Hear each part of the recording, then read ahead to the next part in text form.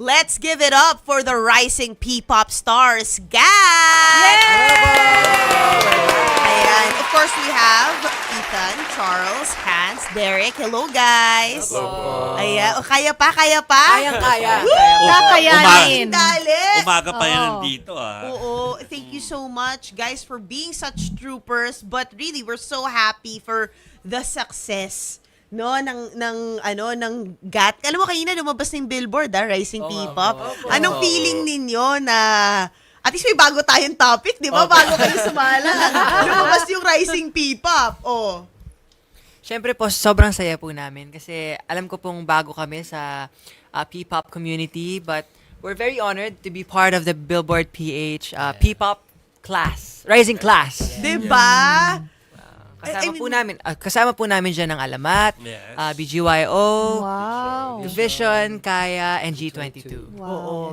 Alam mo, yung isa pinaka natuwa ko sa kanila, Jake and Kuya Jovi, is sinamahan natin sila na gumawa ng kanta. Nakita natin sila in action, kumbaga. And how passionate, actually Alamat was also there, how passionate they were. At ang ka-collab nila, yung gumawa lang din naman ng mga kanta for BTS, Red Velvet. Bongga naman pala. Napaka-bongga, Grabe. diba? Oo. And pa-teaser lang nang nabuo yung kanta with The Kennel, kung tawagin. Mga music producers, global music producers. Ano po? Teaser? Oo, pa-teaser lang nung brainstorming ninyo. Okay. What did you, anong song na, go? Anong inspiration mo sa kanta? Oo. Bakit kakantahin na ba dapat niya? Ready, set, go! Kakantahin, sabi niya, para pa-vocalize. I-remind ko yung inspiration mo. Yung Bakantahin mo. yung isa po naming kanta, yung inspiration po namin doon is parang about sa yung parang kunwari po nasa isang room ka, tapos biglang dumating yung isang babae na parang para siyang bituin na kumikinang. Wow. Parang ganon yung Wow. type. Parang in-admire mo from far away. Parang ganon po yung topic ng kanta. Yun lang ang pwede nating Yun pala po yung pwede. Teaser. Yeah. Pwede daw ba teaser? Bawal pa. Baka po pagalitan kami. Sabi ng team namin, no. Meron pong teaser. Soon, babalik Ano lang. po kami dito. Kompleto na yung kanta. Okay, that's a good promise. Oo. Do you feel like there's pressure sa inyo because hindi pa man kayo nala-launch formally noon, nag-viral na yung daling-dali. How are you treading the scene? Especially ngayon na you're about to release your second single. Actually, first single po na original. Oo, For this one. correct. So, nakaka-nervous po kasi sobrang, it's a good pressure though. Kasi we want to release good music that people can relate to. But at the same time, syempre po merong pressure na, ay, kailangan mas sikat ganito, or dapat same yung level ng ano. Pero for us naman, ang pressure namin is to give a good performance, good music. Yun yung, dun kami nanggagaling po. More than the popularity. And speaking of that, because you guys are rising nga talaga and known already, and napapanood din kayo, di ba? Umaarte rin kayo. How much of you guys are performers and how much of you are actors? Kumbaga, how do you separate both? In all honesty po, I feel like I like performing more. Pero I'll still do love acting. In terms of percentage, I feel like performing for me is 80% and 20. No. 70 and then 30% acting. But it's still, the 30% is still a high percentage, right? So still a 50-50 for me. Correct, Yeah. correct. For me po, I love doing both po. They're both my passion, so I can't really pick between the two. But for me, acting is also performing, and yung pinakapangarap ko po is to perform, whether it's singing, dancing, acting, ayun lang po. Ako 60% performing tapos 40% acting. Really. Na in love ka dun. Yes. Pero even nag-start ka, umaarte or No, singer po talaga. The singer lang po talaga, oo, And then yun. eventually nag-train po with Viva. Kasi Boss Vic really wants us to do everything. Parang And- well-rounded. Opo. no? Which is good for us as Can you take us through your trainings? Kung gaano katindi ang training ng GAT? Nung una po actually, nung mga first few months po na nagtitraining kami, sobrang intense po nung coach namin sa amin. Kasi, kumbaga, we don't know each other yet. Pero, as time went by po, nakalala po namin isa't isa.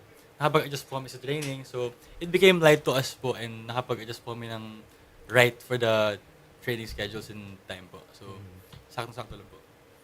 Who broke the ice? Kasi nag-start kayo, binuo kayo ng Viva di Binuo ba? But lang. now you're like brothers. Who That's broke true. the ice? Hans. Oh, yeah. Ikaw pala. Ikaw ang Ah, ganun sa grupo. Nagpapatawa na po siya nung first day First day pa namin. lang, opo. Tapos, syempre, kulit din ako, edi nakiano ako, tapos sila na. Trouble ka lahat. Connect na. Ganun po. Pero syempre parang brothers na kayo ngayon, di ba? Sa pamilya naman, minsan nag-aaway. Ganon din ba kayo? Opo. Healthy relationship naman po. May mga hindi pagkakaintindihan, pero maganda po sa amin. Fix it. Sinasabi namin agad. namin po agad. Agad-agad. Opo. Oo. Hindi kayo uuwi ng training na hindi kayo bate. Hindi. Maganda. Pupunta po muna kami sa cafe, mag-uusap, ganun. Sinong Bate. sinong bangka? Yung parang, teka, kailangan magbati itong dalawa. I think it's Derek. It's Oo, Derek. yung mga Ramos. peacemaker. Derek is usually the peacemaker. Wow. Oo. Siguro po. Pero, lahat po kasi kami, like, nagkakapaan din na, okay, pag something's bad something's off, nangyayari po, lahat po may mag-a-adjust na, okay, don't do this kasi it's not good. He's not feeling well. Do this, do that. Lahat po may nag-a-adjust po. So, it's a really nice thing for us. And the landscape is so different right now, di ba? The pressures are coming from all directions. So as artists, ano usually yung challenges sa inyo? Saan kayo usually parang tingin nyo nagkaka-bump ng mga head in terms of creativity? In terms of creativity, as one naman po kami as creativity. But when it comes to like training po, kasi minsan, nagsasabay-sabay po ang mga schedule namin. Oh. So, may mga hinahabol kami. Siyempre, pagod po kami individually. Oh. Tapos, kailangan namin push yung isa't isa. Doon kami nagkakaano na parang, push tayo, ganyan. Sir Dream, Oo, go, we come need on, to. wake up early, Meron ganun. tayong deadline na gagawin. Kunyari, we have 3 days just to rehearse for this one show. And then, siyempre, tamad-tamad pa po kasi galing sa work, pagod. Oo. So, dun po kami nag-ano. Yun lang po. Pero grabe, plakadong-plakado pag pinanood mo sila, kahit yung mga fan posts, di ba? Lalo na yung fan posts, sila yung talaga nag-scrutinize ng, di ba nagpa-fan cam pa sila ng isa-isa sa members? Di ba? Pero sabay na sabay sila. Ibang klase, kaya tuwan-tuwa ako sa GAT. Talagang they're really giving it their all for the long haul. And Shay, napanood ko yung interview nila kay Nanay Christy Fermin kanina, no, sa same station natin, ano. At parang na-touch doon yung tukol sa preparation for yung sequel ba tawag doon? Book Or follow-up, 2. or book Book 2 nung, two. namutya ng Section Section E. E. So, paano kayo nagpe-prepare? So, hindi pa pala rin nagsa-start, ano, pero how are you preparing for that next project? Actually, nininervous na rin kami.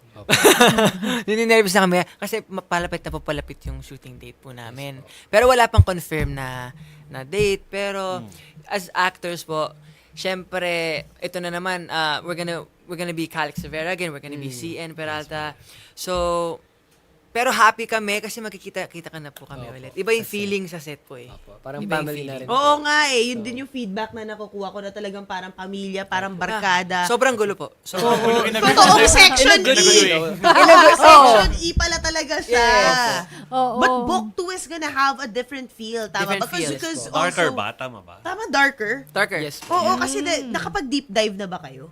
Yeah, there's some plot twists, there's some Daming plot twist. oo, tsaka may focus na po talaga na. Yun nga, kaya nga sabi ko, kailangan ko mag-catch up. Hindi pa ako nakaka-deep dive sa Book 2. At kailangan nalang imbitahan yung mga dapat manood pa nitong first, book 1. Na yung Book pinapalabas one. ngayon sa Channel 5. Parang alam mo, para sa mga fans, sakto lang to. Kasi imagine mo, the run ng Book 1, pagtapos nun, pala yung Book 2 na. 'Di ba? In production na yung Book 2. Kaya talagang there's a lot, kumbaga ayuda kung tawagin, to watch out for. Marami na nakapanood nun. Pero sabi nila, mas marami pa ulit ang nakadiscover o nag-uulit.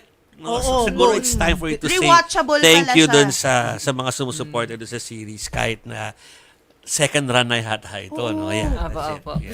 Siyempre, una po sa lahat, maraming salamat po sa nanonood ng Amutianak Section E. Nung una po sa Viva One lang po kami, pero ngayon po nasa National TV na kami. Of Free course. TV. Nationwide. Yes, 6:45 p.m. po yan sa Primetime Primera on TV5. Wow. Thank you guys. Thank you so much. And for Gat, are you gonna prepare a new song for the book to... You know what? We're hoping. We're hoping po na merong pwedeng ilagay. No? June 20? Promote nyo rin. Yes po. So, ayun guys, meron po kaming upcoming concert this June 20 with Rob Daniel, Earl Agustin, and Amiel Sol. And of course, JT. JT. po. JT, Of and may course. surprise guest po kami. Katulad na sinabi namin kanina, from the cast of Ang Mutianak Section E. So, see you Abangan niyo guys po yan. there. Grabe. Thank you so much, guys. Sobrang excited kami to watch you shine even further. And magkaroon pa ng iba-ibang projects. Yes! I'm sure may naka-line up, may Pilipitch. Ano ba gusto yung gawin ng, Gat, ng GAT? Ano pang gusto namin gawin? Siguro po, hopefully, solo concert. Oo nga. Solo concert. Pero dream po muna yun. Dream po muna. Step by step, ang success. Oo, bago sumakses, step by step Step by muna. Step by the step. Correct. Sino gusto nyo So, makakulab? Sino mo na mas magaling sa mayon? Ikaw ba o si Chiki Roa kaninang umaga? Ayun mga kasama nila. Ayan. Ginawa na natin daling-daling nung nag-promo. Nag-promo Yes, sila. nag-promo sila. The very first time Yes, for, the very sa OBP. Sino gusto nyo makakulab? Siyempre, andyan na yung... Diyan na po si Ako, Sir SB19. James Reid. at James saka Reid. SB19. Sarah G. Yes po. Oo. Yan, mga dream collabs po. Why not? Diba? Yes. Sana mapansin tayo. I'm sure yung fans yung ikukuli ito tas itatag sila. Opo. I love it! Thank you so much again, guys, for joining us dito sa Totoo Lang. Thank you very yung mga followers nila na Batiin niyo bigla na lang ang dami nagpuntahan. pala. Correct. Batiin niyo naman yung fans ninyo. Ang pupogi nyo daw. Ayan, Sana magka-reality show daw kayo, Ay, sabi ni oo. Micah Dizon. Correct, yung Oo. makulit lang. Yung makulit lang na behind the scenes. Yun po ang aming team. Sila po ang mag-organize. Ay, siguro sabi nila, trabaho na naman. Bakit hindi ginawa ng 101 yan, ha? Naalala mo? Sa Korea. Wala na, kaya nilang gawin yan. Okay. Kaya nilang Tinignan ulit yung mga RM. I love it. Ano message sa fans nyo? Yun na lang. We're really hoping until the end you guys still support us. We want to be achieving this kind of achievement without you guys. We're just really grateful. And syempre nagsisimula pa lang po kami, pero sana supportahan niyo po kami. Maraming salamat po kasi paunti-unti po natutupad po yung mga pangarap namin dahil sa inyo. Maraming We will salamat po. forever be grateful for all of you guys. Thank you, Tags! More power, Gat, and thank you for joining us. Thank you and good luck.